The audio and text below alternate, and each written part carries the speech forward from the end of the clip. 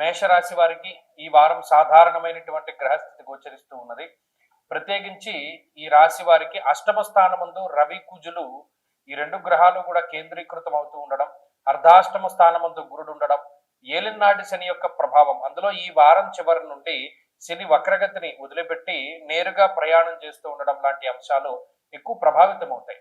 అంటే ఒక స్థానాన్ని వదిలిపెట్టి వేరే స్థానానికి వెళ్ళవలసినటువంటి పరిస్థితులు, స్థాన మార్పుకి సంబంధించినటువంటి విషయాలు, ఉద్యోగ మార్పుకి సంబంధించినటువంటి విషయాలు, ఇల్లు మారడము, ఆఫీసు మారడము, దేశం మారడము, ప్రాంతం మారడము, ఇలా ఏదైనా ఒక మార్పుకి సంబంధించినటువంటి వ్యవహారాలు ఒక కొలిక్కి వచ్చి ఒక ఫైనల్ డెసిజన్ తీసుకోవడానికి ఈ వారంలో ఎక్కువ అవకాశాలు ఉంటాయి.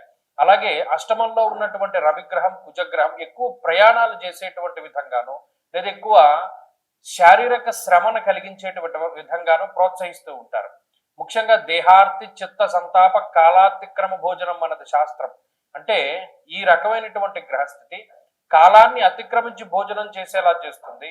అలాగే నిద్రాహారాలు మాని పని మీద శ్రద్ధ పెట్టేటువంటి విధంగా చేస్తుంది. అంటే చూడండి, ఉద్యోగ పరంగా వ్యాపార పరంగా ఎక్కువసేపు వాటిలోనే నిమగ్నం అవుతూ ఉండడం, సరైనటువంటి సమయాన్ని ఇలా ఈ భోజనం చేయడానికి కానీ నిద్రకు కానీ కేటాయించలేకపోయేటువంటి పరిస్థితులు, ఆ పనిలో బిజీగా ఉండేటువంటి పరిస్థితులకి ఈ గ్రహస్థితి కారణమవుతుంది.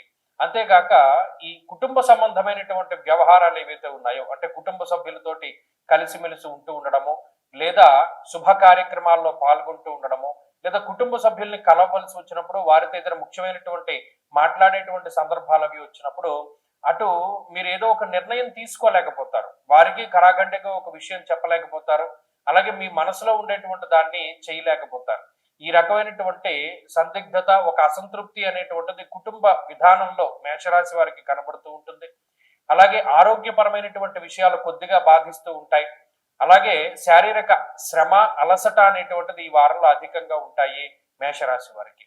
అలాగే ఉద్యోగపరమైనటువంటి వ్యాపారపరమైనటువంటి ఒత్తిడి ఎక్కువగా కనబడుతూ ఉన్నది. మరీ ముఖ్యంగా మాటకి సంబంధించినటువంటి విషయాలు కొంత ఇబ్బంది పెడుతూ ఉంటాయి. మాట పట్టింపులకి అవకాశం ఉంటుంది.